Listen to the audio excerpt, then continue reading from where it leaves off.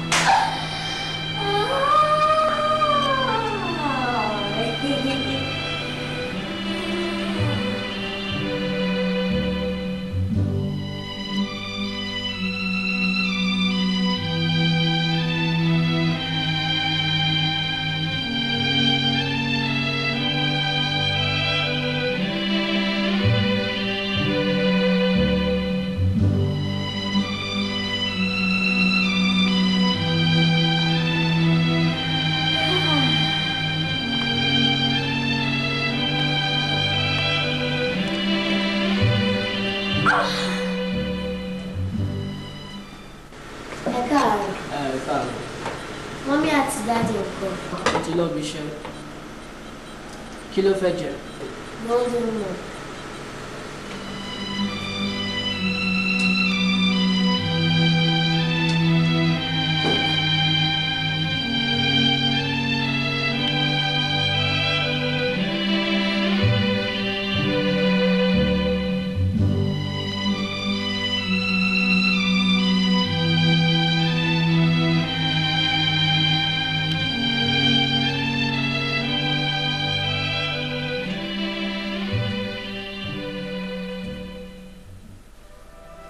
Ìwé tí ọkọ mi ń kọ tí ó jẹ́ kí n rò wípé kò ráyè tèmi gan ti tàn.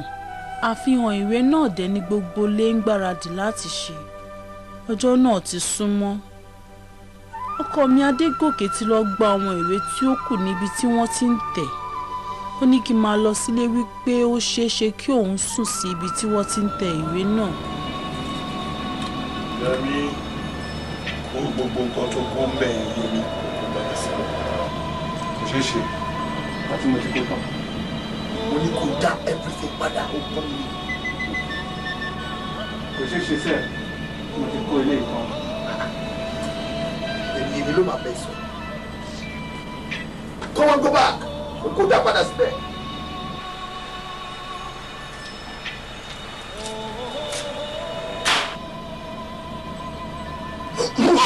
Yẹmi, ogun mi ló bẹ̀. Yẹmi ogun mi ló bẹ̀.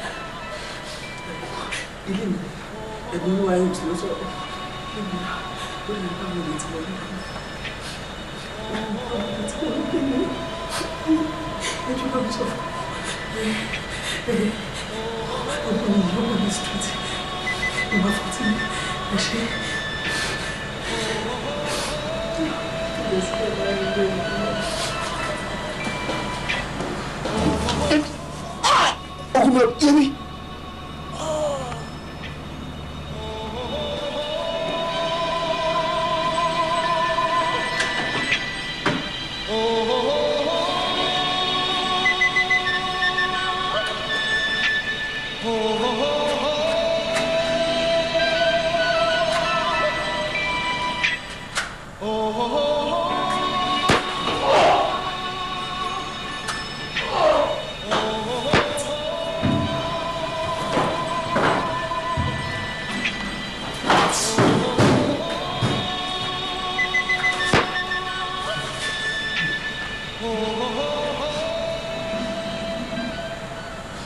pààyàn. Mo ti pààyàn.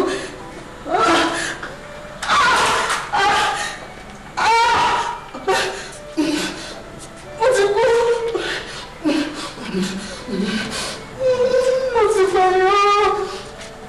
Mo ti pààyàn. Ẹ take it easy, ẹ take it easy. Mo ti pààyàn. Èmi mo pa. Okay. Ẹ take it easy, man. It's okay. You want to buy it?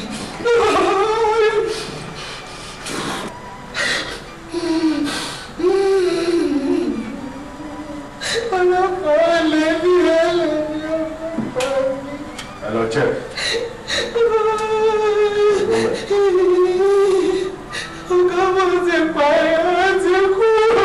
Take it easy, madam. Calm down.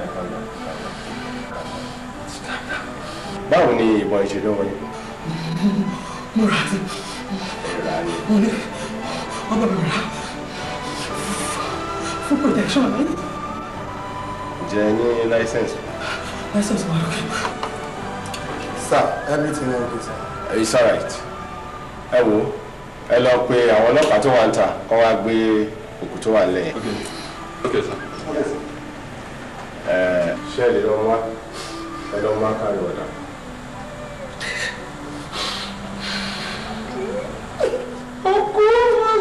Ẹ má wọlé ẹ̀yìn ṣe. Ẹ̀yìn ṣe wà. Ẹ̀yìn ṣe wà.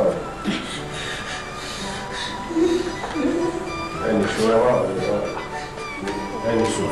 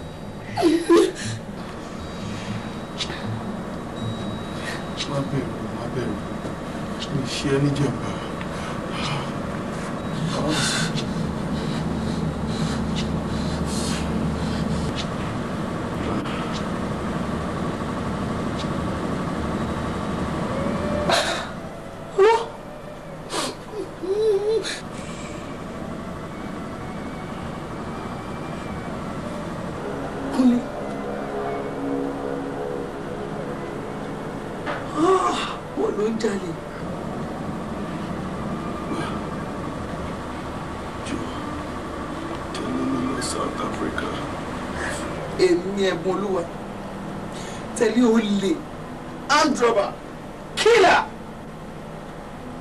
kí n tẹ̀lé lọ South Africa.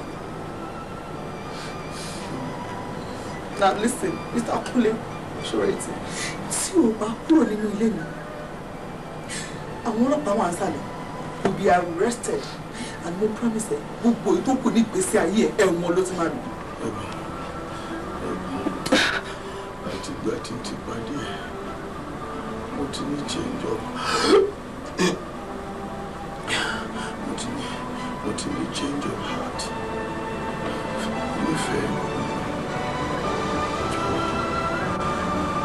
tó ní mo lọ South Africa.